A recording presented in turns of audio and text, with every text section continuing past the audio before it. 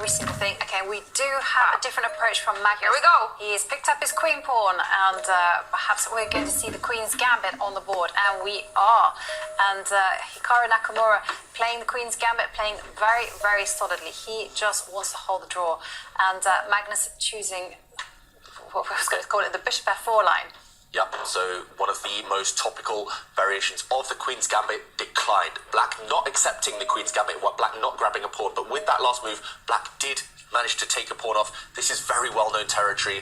White now pushing a pawn, trying to dislodge Black's knight. Black is temporarily a pawn up, but that extra pawn for Black will not survive. It will get recaptured later on. Magnus now taking control in the middle of the board, in the center. White has two very strong pawns right now. Black's slightly cramped. Black's pieces aren't playing right now. He has to hope that when White does spend 2 or 3 moves regaining the pawn he sacrificed, that will give Black enough time to activate his pieces. Yeah, and he absolutely needs to activate the light squared bishop. If he doesn't manage to do that, and it's not as easy job as you think it is, then he will be in problems. And this is very thematic. He plays immediately challenging in the center.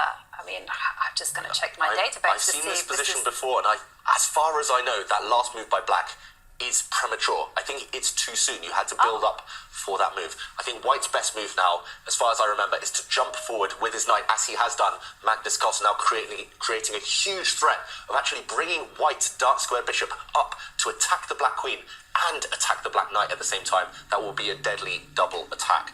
So Nakamura, does he have something in store, or has he forgotten something in this opening? Jovanka mentioned, Blitz, you have to know your openings. You can't be the one reacting to threats first. You can't be the one burning time on the clock, burning valuable time dealing with your opponent's ideas. And right now, that looks like a very scary idea. White bringing his bishop up. And Black had to drop the knight back to defend it. Yeah, that was the only move to stop that dangerous threat. And now the onus is on Magnus. How is he going to push forward in this position?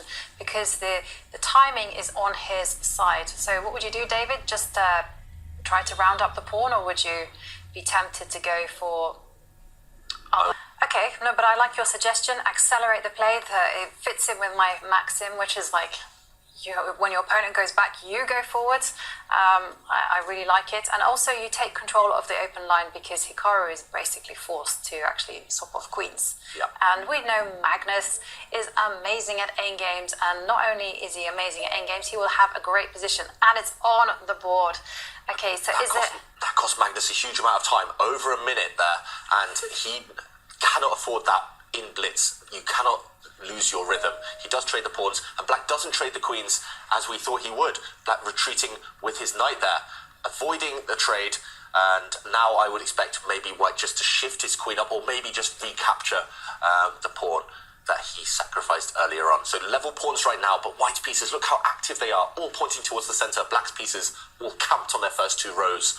It's not looking good for Nakamura right now. Just too passive, his position. Magnus recaptures a pawn. I would expect to see Nakamura do the same. White now actually was a pawn up, was a pawn down 2 moves ago. Now he is 1 pawn up. Mm-hmm. But Hikaru's position is a bit tangled up, David. I mean, looking at it, I mean, it's really, really cramped. I mean, bishop takes pawn, but okay, White has such a lovely, harmonious position. All they need to do is simply centralize the rooks. Yeah, maybe move the White queen, bring your White rooks to the center. It's going to take Black 5 or 6 moves to get even a semblance of activity. Exactly, and I'm just looking at also, not only are the knights a disaster, but the light square bishop is not getting out. So this opening has been really horrific. Many things have gone wrong. I mean, look at the white knight, which is entrenched on that square. It cannot be kicked back. It's on an outpost. Every knight dreams of being on an outpost. And I mean, it's like the position will play itself. You don't even need to calculate anything. There's nothing fancy to be done here. Move your rooks to the center and ask Black the question, what are you going to do? How are you going to develop your pieces? Yeah, that's the dream in chess, where you don't need to calculate. You can just kind of play by instinct, just improve your pieces, make it on general grounds. But it's also even more effective in blitz chess, where you can just make moves. And I expect Magnus just to bring his rook now. Okay, he doesn't. He pushes a pawn in the center first. maybe also actually even stronger. He stops black from gaining space in the middle of the board. That's actually quite an important point. Bringing the rook would have been good, but this is even stronger. Black has to push a pawn there to stop maybe white's knight jumping towards the right side of the board, jumping towards the king side, trying to checkmate. And the bishop as well. Yeah. The black queen was looking like she was out of squares. But black's had to spend more time making pawn moves when his pieces are the real issue. So now it's time for Magnus to maybe bring his rooks to the side. Or saying Magnus is winning this. Yeah. He is just a dominating position. It's actually level material on the board. Everything's balanced, apart from the fact that white's pieces are more active than black's. Yeah. That's the key. Okay, so Hikaru now trying to activate his knight. It's found a square. There's some good news there. But okay, look at Magnus. What a move. Ruthless. And now the whole idea with this bishop retreat is he wants to retreat the bishop one square all the way to the back line. And the bishop and the queen will align themselves, and the queen will threaten checkmate when she darts all the way up to kiss the black king. Yeah, if we think about that light square bishop for white, is going to drop back to what we call the B1 square, and then white's queen is going to give checkmate on H7. Look out for white's queen trying to jump to that square later on. The black knight now trying to just confuse Magnus maybe by attacking the dark square bishop. Black's knight now attacking a bishop. He's actually hoping that Magnus gets greedy and plays bishop takes knight, captures that knight in the center of the board, because that would free up black's position. Trades will help black.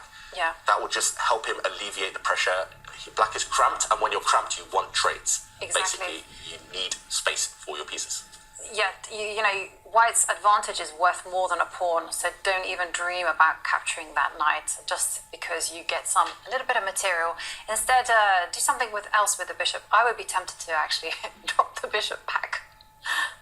Threaten checkmate. Threaten checkmate. Yeah. Why not? White's other bishop is attacked, but you can ignore it. Why not continue the plan that you initiated? There we go. Magnus was threatening checkmate along the diagonal. Black had to block it. We see a trade of pawns there. The other bishop now entering the middle of the board. Black's position is in ruins. It's just creaking, isn't it? Yeah. So many holes. I mean, just look at the light squares around the black king. No pawn cover whatsoever. And it's not just that, you know, the white knights are primed to jump in. Nothing is safe for Hikaru. Yeah, both short-term with those potential checkmating threats against the black king, but also long-term, black having an isolated pawn in the middle. Wow. Magnus trades off one of the black knights. I did not expect that. I thought he could build up first. He trades off one of the black knights. Maybe there's a knockout blow. It feels like there's a win. Look at white's queen and bishop. They are lined up on the same diagonal. They're almost delivering checkmate. Black's queen at the moment is parrying those threats, stopping those threats. Okay, Magnus, that is so cool, so calm in a blitz game, in a tiebreak game. Just improves his last remaining piece. That rook was the only piece not joining the action. He improves it, eyeing up the black queen indirectly. Magnus shaking his head there. Maybe he thinks he had something even better. This is still good, but he needs to be accurate now because his advantage is no longer long-term. Well, there's a piece that's dropped off the Whoa. board. Uh-oh. Okay, I didn't even spot that. Nakamura just left his bishop hanging. Oh, wow. He lost a bishop for free. He forgot to defend it. It's a blunder. It's a blunder. So- And not even a complicated one. Magnus just taking a free bishop. It's game over. Nakamura, he just resigns. Wow, and look at Magnus. He knows he got, well, it was looking amazing for him, but he knows he got a little bit lucky in the end there. And look at these two players right now. Well, David, what is going through their heads? What Or kind of you see Hikaru that he kind of made